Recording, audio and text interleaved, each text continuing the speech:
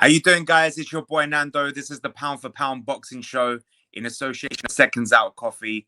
Today we got a very special guest, the Wanderer himself, Jordan Reynolds, is going to join us today. We've got a lot to talk about, including his next fight. Let's see if we can get Jordan on. How's it going, bro? You alright? How's it going, mate? You okay? Yeah, sweet. Is the signal alright? Yeah, all good. Can you hear me? Yeah, of course. Yeah, I was double checking. Double checking. Brilliant. Just want to say thank you for taking your time to speak to us today. It's always a pleasure to get you on. That's only right. Thanks for having me. Do you know what I mean? Anytime, mate. We're big fans of yours, and we're looking forward to your next fight. Let's talk about your next fight. MTK Global, big event at the historic York Hall. When you first heard you was on this card, just tell us your feeling to be fighting at this great venue. Yeah, buzzing. Like I love your call. I've never lost as an amateur. I've won some of the most prestigious titles in the amateur scene at York Hall, defending my titles there as well as an amateur. So I've always had good nights there. I've always had a crowd there. You know, during the pandemic, they've got me out, but it's always been up north. It's been a bit of a mission traveling up there. Now it's a bit like home down in London. Buzzing, mate, buzzing. And how does it feel, obviously, to have the crowd back? Because it's crazy to think that you're only having your third fight, and your pro debut was only 8 months ago. It seemed like it was longer than that. And yeah, it's mad. Yeah, it's been mad. Like it does feel like forever for some reason. It's been a bit mad, but it's like I kind of took them as like, I don't know. It's like I've kind of like tried to adapt with it all. It's been a bit. I think the amateur pedigree helped a little bit with like the circumstances where no one's been there at all and whatnot. Do you know what I mean? So because like, people think you'd be more nervous when there's a crowd there, but when you're walking into an arena and it's pure silent and you can think, you know, you can hear yourself think, mate. It's not nice. Do you know what I mean?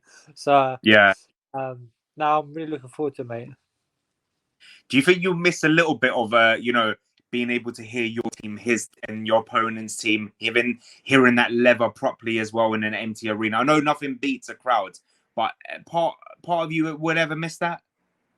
Nah. You know, listen, you can't beat the atmosphere. You can't beat people being there. You can't beat the chants, the you know, the songs, just the whole energy you get from everyone being there. It lifts you, and especially when if times get hard and you know you need to dig in and you ain't got it in you, sometimes the crowd and that can find that little second win. So it's great to have them back, mate. We need them. Then so let's talk about your next fight. 50-50 fight, someone who's going a similar record than yours, 2-0, both fighting your third pro debut, pro fight, Randall Barlow. That's the one. Yeah. Do you know much about this opponent? I don't, mate. Like, I just started looking at him, really. I know he's tall, tricky, tries to switch, southpaw orthodox, quite negative. Yeah, listen, it's something we ain't dealt with. Like, we've dealt with some with them before, mate, previously. So just got to get in there and get stuck in. That's all we can do, you know. But if he comes to win, mate, it's good because like he's going to be coming to like the last 2 fights were hard. Do you know what I mean? Like for just starting the pro career, them 2 lads were tough. Do you know what I mean? And like they were the other one down. I'm super welterweight, so like they're at they were strong middleweights, and they come to win. Like, especially my last one, he was devastated when he lost. So, and when I hurt him, I've dropped both of them, and like we'll drop the last two. They knew how to tuck up, and they just like was more an instinct. But this geezer here, he will come to have a fight. He if I hurt him, he's gonna come to have a fight. So he's just gonna be left over even more. And when I do land and hurt him, I won't let him off the hook, mate. Obviously, with Rando Barlow, I don't know about his amateur experience, but no disrespect to him. Looking at his last 2 opponents, I've seen that both of them have had over 100 losses on their record, where compared to your last opponents, there were more, especially Robbie Chapman. Robbie Chapman, I've got a lot of respect for, a lot of time for. Mate, he's doing all right. He's won his last. He won his last fight, and I heard he should have won his last other fight. So, yeah, Robbie's a good kid, mate. He's not bad. Yeah. Mate. He's yeah. So, and that was a great fight for you for your debut as well. Impressive as well. So, do you think apart from your great amateur experience, do you think the first two fights against tougher opponents, you have that advantage against Randall Barlow as well. Well, we see like styles make fights. Styles make fights in the day. This geezer's gonna have a different mentality between them two lads. Like I feel like when I landed the big shots on these lads, them two first lads, they kind of went into what they kind of knew already was to survive and get the rounds in. And with Randall, he's gonna be having it. He's gonna be having it. I do believe I am a level above or whatnot. I think I can have a fight better than him, but it's boxing, mate. You never know what happens with them little gloves on. So we take it as a world title fight. And what's the aim for you as well for the remainder of the year? Do you want to be out at least one more time to get the rounds? I'd love to be out, mate. I'd love to be out. I'll listen. I see there's shows being announced in Dubai. I see there's other shows being announced at the start of December. So I'm literally gonna just have my fight. I'm gonna take a week off, maybe a few days off. I ain't gonna wander around, mate, because I went on holiday the other day for 3 days to just have a little recovery, and I was gone for 4 weeks. the missus weren't happy. Do you know what I mean? So I'm just gonna take a few days off, and then just get straight back in the gym, and then just try. Probably just been pester everyone and just say, let me fight, and I'll put some money in some of their pockets because I know I'll bring a crowd there as well for them. So get me on the shows now. If the people that are watching and want to buy a ticket for your fight, how can they buy a ticket? Can they DM you? I think they're sold out, bro. I think they're sold out, bro. Message me on Instagram, Jeremy's Boxing. I will send you a number, Debs. Bless her. She's I think we're gonna give it 150, and then there's other fighters on there, and no one could really. Then one pulled out and that. So I've ended up having, I think, given 350, 400 tickets, and we've sold them already, man. Like we're done with. So I would listen. I can't wait to start. Like it's a buzz, mate. I love it. Like that's my world title. Like is like coming out like Ricky Hatton era. Do you know what I mean? Coming out to thousands of people. Like, I'd rather that than like I don't know. I love that. I love all that. And then you see them all after and get stuck in with them all. I love it. I love it. That's what it's all about for me. Do you look at people like Nathan Heaney and be inspired by things like that? The way he sells tickets and comes up these crowds. Yeah, like, listen, fair play to the geezer, mate. Like it's a buzz, isn't it? Like I think some people are like that with like they're more because Nathan is probably a people person. Do you know what I mean? He seems genuine. He's stoked. Do you know what I mean? And I'm the same. I'm all for my listen. I love my people, and I love the crowd. Do you know what I mean? So like we all want to go out after and celebrate with each other after. And yeah, like I think like see what you know seeing Ricky Hatton and whatnot, how he done it and things like that. I thought, mate, that's like can you. Man, the geezer was taking thousands away to Vegas and whatnot, man. That's mad. Do you know what I mean? That's like, but that's just not like that's just English and British fans, mate. We are cut from a different cloth, mate. We are weirdos, mate. Like there's no other country like it. We get below our atmosphere and football. We're just mad, aren't we? We are mad, like 100%. Yeah, we are. Do you know what I mean? We're not wide, right? And it's but people go you know, like. Go to these other countries, yeah, English drink too much, the scum. I'm like, nah, mate, we're just cut from a different cloth, mate. We just wanna just let loose, you know what I mean? So yeah, I love it, mate. I think the people in England, Britain and England, and they support us very well, very well. Best support. 100%. Everyone says, even the people in the States say that we've got the best fans in the world, especially for boxing. And we'll travel anywhere for anyone that we are fans of, and for any fighter really. So yeah, it's class, and we're a small country as well, and we do numbers. Do you know what I mean? So I think yeah, big up. 100%. I want to talk about the division you're in. For me, domestically, alongside the welterweight division, is the best division domestically, and I just want to name some names for you. You know, putting your name alongside these names just excites me for the future as well. So you got Chris Eubank Jr., Liam Williams, Linus Sadovia, Jess Smith, Bradley Rhea. I already mentioned Nathan Heaney, River Wilson Bent, Tyler Denny, Danny Dingham, and Sam Egerton now. How much does it excite you that you're in this division, that eventually you could be in that mix with these people? Well, that's what it's all about. Like when I, most of them are middleweights anyway. Like in the future anyway, I want to be going to middleweight. I want to do a 2-weight. I would love to be a 2-weight champion. I'll be going down to like my fight's going to be set at super welterweight for the meantime until I fill out and I'm ready to do middleweight.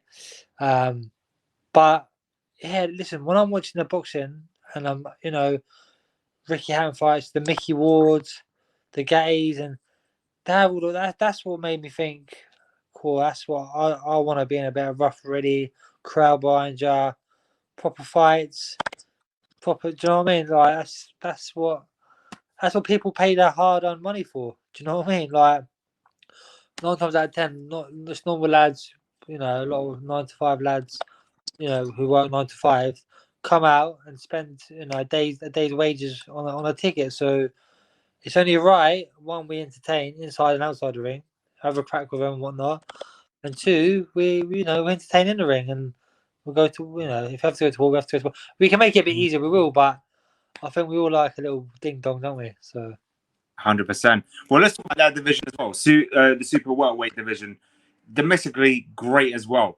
You just had over the weekend 2 great fights. Liam Smith, Anthony Fowler. The one I was looking forward to was Troy Williamson versus Ted Cheeseman. What did you think of these 2 stoppages as well? And how much does that as well excite you eventually to be into that mix?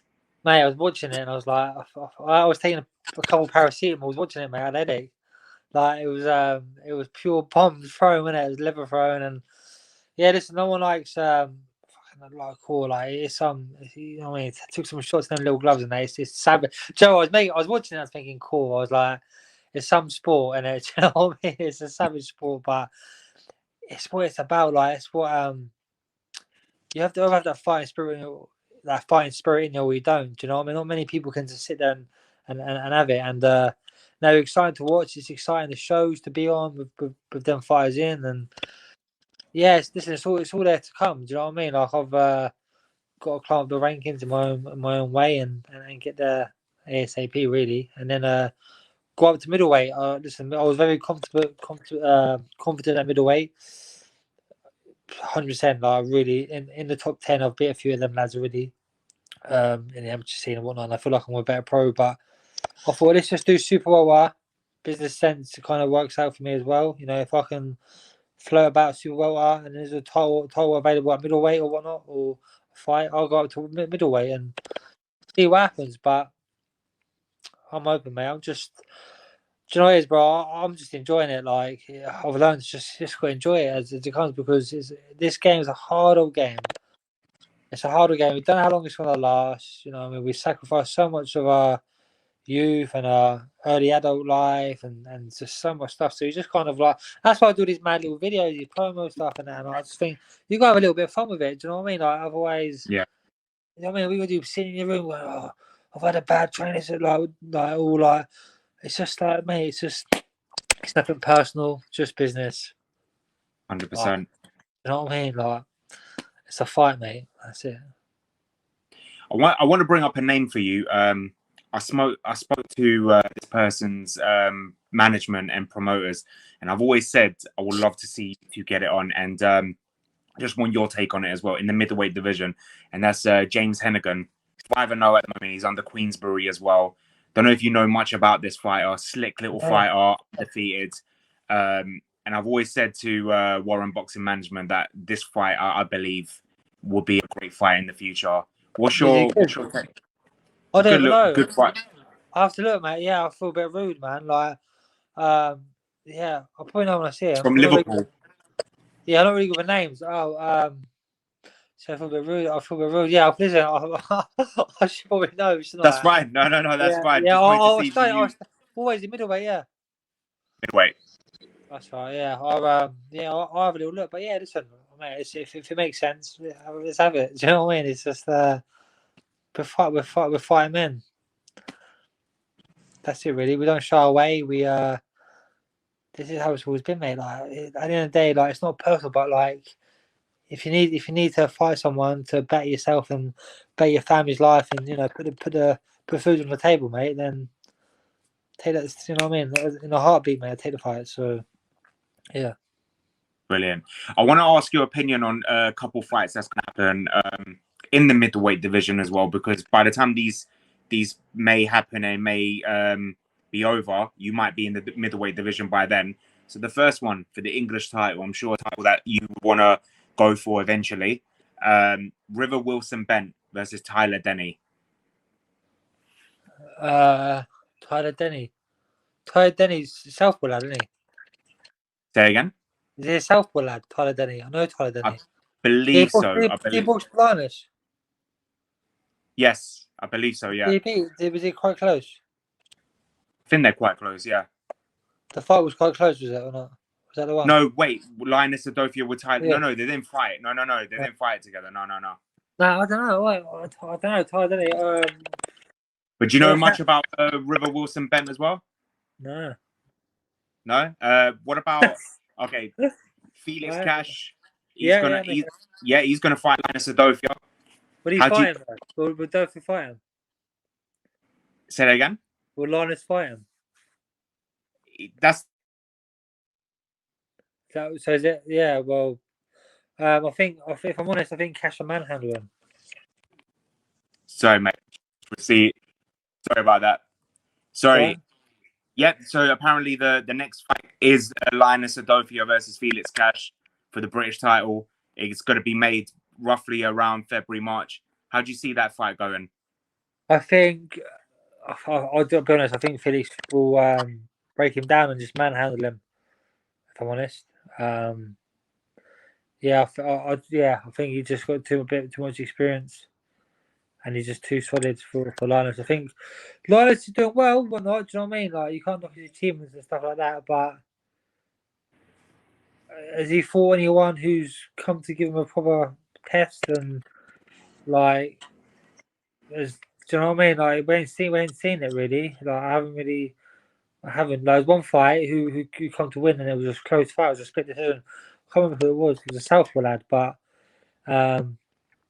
listen, wish them both the best. Like, I wish them, but like, I wish them the best, mate. It's a hard game, mate. If they can do well, I know a few quid, mate. Good luck. And that's it. Like, really, there's no hard feelings for anyone, but I do think Felix will just manhandle him. Well, anyone who's a big game and can box a bit and will get stuck into Linus. I think Linus will struggle. But you know what I mean? Might prove me wrong or whatnot. It's boxing, isn't it? It's just you just never know. Anything can happen. That's the thing. Anything can happen. Over and over again. We've seen it over and over again. But I just listen. Yeah, like great fight. I think Felix just be a bit too much. He's just a little bit too much. He's been active. He's been boxing at a higher level, and he's been in these big occasions. You can see that he can dig in the later rounds. He's shown that he can box. He can grit down on his teeth and a bit of everything. So yeah. Another just one more. They began back and forth today on Twitter. Is Chris Eubank Jr. and Leon Williams. Big explosive fight. If that happens, who wins and why? Oh, do you know what? I've got to go with Liam. I like Liam. I've sparred Liam actually, and I like Liam. I think I want to go with Liam. I think anyone who's got a decent pedigree will beat Eubank. To be honest, I think. But the thing is, alright. I don't know, because you need a good solid slick boxer will beat Eubank. Will cause him problems anyway. But that's like mixing fire with fire, because they both come to fight. Yeah. But Williams can box. You know what I mean? He can box.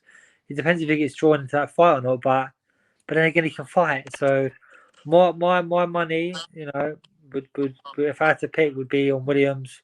I can't see it being a knockout or anything like that, but it'd be definitely a point win. He's a savage. He's a savage, Williams, mate. He's like, don't get me wrong, Eubank's conditioned and that, but sometimes it just comes down to levels, doesn't it? I think it's just levels when it comes to it. And again, like with Eubank, like fair play towards achieving that, but then when he stepped up, he's kind of always felt a bit short on these big fights. So Liam Williams is up there. Like, I think George Groves is very high level. Billy Joe Saunders beat Eubank when Billy Joe was he weren't just say like he was living a life, but he weren't. Do you know what I mean? Like, he weren't. Yeah. Do you know what I mean? So think about when Billy Joe was would be 100% on it. But yeah, I'll put my money on Liam Williams. I must say, yeah. Either way, it'll be an explosive fight, and hopefully that can happen.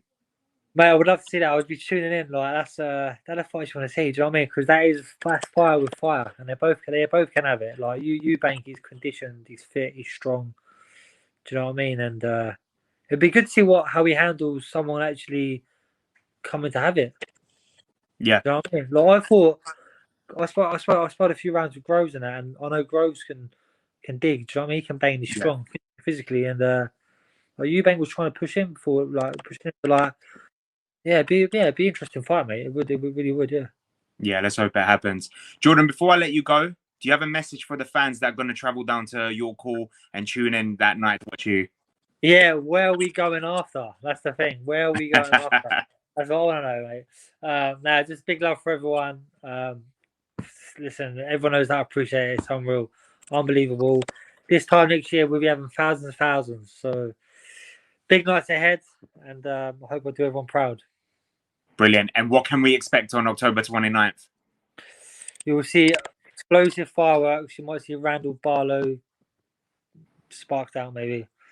If I catch him with a nice little shot. Yeah, that's what I'm seeing. That's what I'm visioning in my head.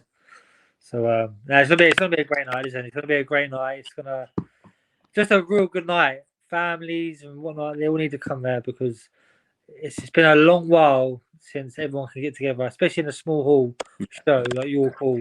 Famous, traditional, can't be the atmosphere there. Get yourself there now. Doesn't get better than that. Legend. Yeah. Jordan, I want to say thank you for speaking to us today. I want to wish you the best of luck on the 29th of October and for the rest of the year if you get another fight, and we'll speak soon. Yeah, thank you. Oh, man, I can't believe it's October, really. It's November. It's mad, isn't it? Yeah, mad. Crazy. That's what I was saying. I couldn't believe that it's been 8 months since your pro debut. I thought it was longer than that. Mad, isn't it? Yeah, mad. Well, listen, let's hope we get out in December because I'll be buzzing, man. Then I can enjoy Christmas and eat some food. That's it. Cool, let me know where the after party is on the 29th. Oh, don't you worry, mate. You're welcome. Take care. Stay safe. Bye. Thank you.